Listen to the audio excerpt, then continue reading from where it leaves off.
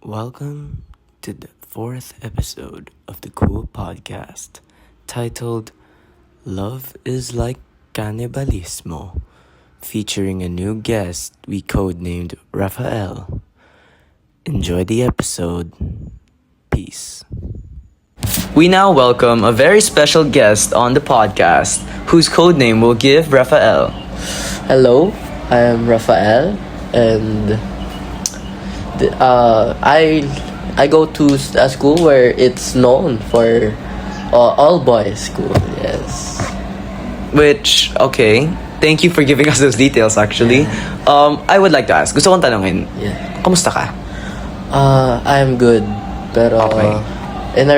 if it's about relationship, not quite. Not quite. What happened? Okay, so let's start to the very first. We were together for 6 months right now, or currently going to 7 months.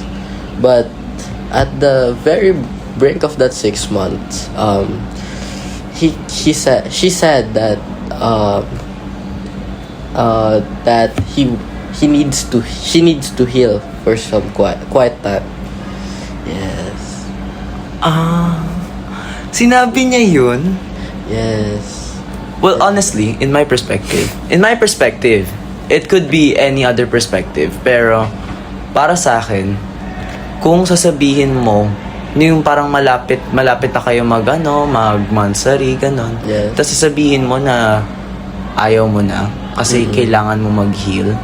So, parang it's already self-explanatory na ang sinasabi niya nun, ginawa kang pang rebound. Oh, yes. That's what she did to me.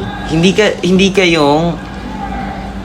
kayong minahal talaga ng todo. Ginamit ka lang para makabawi siya. Maka-rest back siya. Ayun. And dapat magsi 7 months na kami. 6-7. Yeah, 6-7. 6-7. 6-7. Dapat mag 7 months na kami this upcoming July. July. Yes. Oh. Anong araw? July 24. 24. So that means June 24. Kuha ko lang yun. July 24. Okay. Pero, okay lang naman actually. Pero, at least, bumitaw. Yes. Imbis na mas pinatagal pa. Pero, Kasi, pag mas pinatagal pa nga yung relationship, mas masakit siya. masakit siya. Yes. Eh, since mas maaga, what did you have to lose pag umalis ka sa relationship na yon? It's basically saying na as early as you are in a relationship, parang you know little of each other, and you have nothing left to lose. You have nothing to lose. Kasi it's still early. Maaga pa naman sa relationship na yon. So, unless ang dami mo nang sinabi sa kanya, ang dami mo nang pinakita sa kanya, ang dami mo nang Dami ng affection na nabigay. then it would be a very difficult thing to do. Kapag mas pinatagal pa. Pero since maaga pa nga, not that I'm encouraging that you should break up with people early, pero it's usually a red flag when a person does that. Kasi entering a relationship should be taken seriously. Oo. Yes. Parang kasing a relationship is an oath you take with your partner that even like no matter what happens, kayo pa rin.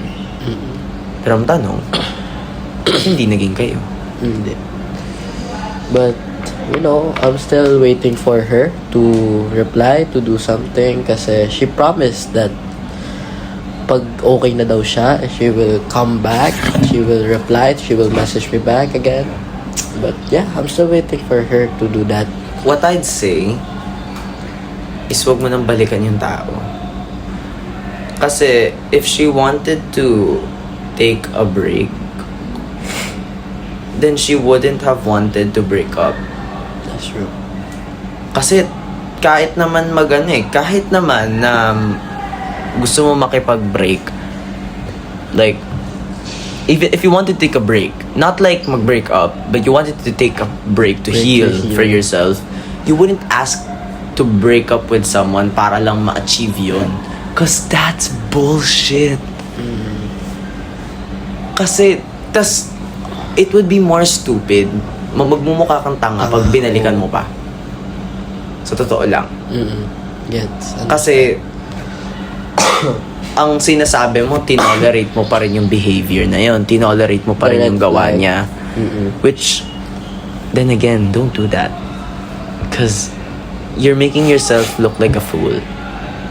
Na, no matter kung ano mangyari na masama, aasahan ka kasi babalikan naman ako niyan eh. So, I'd take your chances and leave. Huwag kang bumalik talaga. Huwag ka nang bumalik sa taong hindi mo na siguradong babalik sa'yo. And, ayun, so, parang, pero yung relationship naman namin is parang, medyo nakakasakal din, in my part. Kasi, when, medyo jealousy type of person siya. So, ang kapalimbawa, sabihin natin, may kapotobot ako ibang babae. Like, as a friend, may iba pa kaming kasama na lalaki, babae, mixed genders. Friend group. Yes, a friend group. Pero, makikita niya man lang yon na parang iisipin niya na magdo-double think agad siya. Like, she is traumatized about the past na kasi naging ex niya, may ng lalaki sa kanya. Okay. From that point that you given me, I'll give you a prompt. Hindi ako ChatGPT Okay. Pero nonetheless, for personally, she has a valid motive. Ayaw niyang maulit sa kanya yung nangyari sa kanya. So, she wants to be sure. And, just for background, alam mo ba yon? Alam mo yung isyung yon? Ever since you started that relationship, it was your obligation to update, to tell her, to comfort them, to update them, and anong word na yun? Yung letter A, tas may S. Assume? You should lower their assumptions. Okay. Baka ibang assumption yung pinag-iisipan mo. No, it's the same assumption. Iba assumption is parang personality. Parang gano'n. Kas, sa totoo lang, it's like that actually. If you were ready to take on the risk na mahalin yung tao na yon, you would do everything to comfort them, to keep them updated, to make sure na okay lang sila.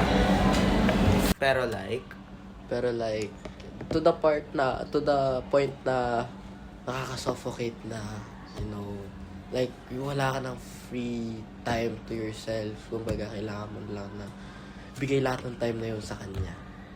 Parang, siya na lang lagi yung kailangan mo isipin. Halos na, kailangan mo avoid, kailangan mo itago yung friends mo, kailangan mo sila i-avoid. Ganon, to that part na ganon. Pero, here's the thing. If you... May hinahanap talaga akong word na starting letter A at S. Hindi assumption. Assume. Hindi din assume.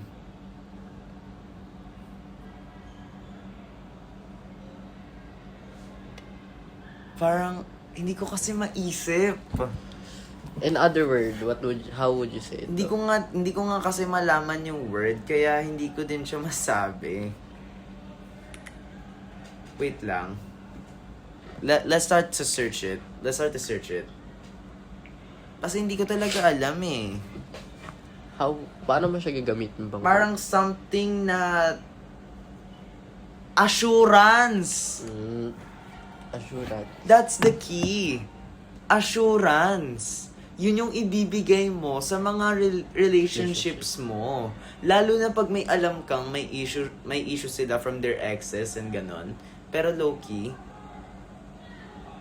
assurance is the key to everything. Yun ang hinahanap kong word. Yun yung hindi ko maisip kasi may word din na assumption or assume. Pero, if you just kept on assuring her na everything's okay, sana naintindihan niya yon. Pero if still, hindi niya pa rin naintindihan yun, it's either may nagawa kang mali sa una na that made her not trust you anymore, or may trust issues talaga siya. Ayun. Because, ganito yun kung hindi ka naman pala ready mag-trust ng bagong tao, magmahal ng bagong tao, huwag kang pupunta sa bagong relationship. Tanga move yun. Yun nga yung problema na. Like, yun nga yung problema na. Like, she entered in a relationship with me without even trying to think about healing herself first, trying to cope up with herself from her past breakup. Di niya man lang inisip yun. She, parang a few months later, nahanap ko siya. Then, ayun, naging kami bigla. Like, sobrang bilis. Naging ganon. Fast-paced. Yes. Then, ngayon, nag-aano siya ngayon na, ay, parang kailangan ko mag-heal. After 6 months na. Wag kang, if ever, don't agree to a fast-paced relationship. You take it slow. Kasi pag masyado mong binilisan, soon enough magkaka-time na wala kayong mas mausap. Pero, to everyone there na wala talagang makakausap, it's not a reason to break up with that person na hindi na kasi kami nagsasalita eh. So feeling ko, I can find that with another person. Mm-mm. You shouldn't have that mentality na pag nawawala yung dating nagustuhan mo, or like nawawala yung pagka-warmth ng person, you're gonna leave. While not even trying to light it up again. That's choosing to jump from one relationship to another blindly. You're not willing to accept the risks and the sacrifices. Kasi di ba nga love is like cannibalism. Kanta. Tama. So, ayun nga. Like, we've been... And before, parang may nangyari sa amin na nagkagalit. Kasi may bisita kami sa bahay. Of course, I have to host them in our house. I have to show where the guest room, where they should sleep. Before I did that, I assured him. I gave her assurance. Pero at the end... Wait lang pwede ka mag-Tagalog kasi Okay. low-key. Medyo pangit. Kinakabahan ako sa'yo kasi namimix mo yung mga pronouns mo. From her to him, tas him to her. So, ayun nga. One time, parang kailangan namin i-host yung guest namin. Pinsan, may mga pinsan, kaibigan. Mga pinsan mo. Kailangan namin i-host sa bahay. We have to show parang yung guest room. Welcome. You make them feel welcome. Yes. Parang ganun. Pero bago ko gawin yun, You didn't think this was the end of the story, did you? Stay tuned for something more coming your way. Peace and goodbye.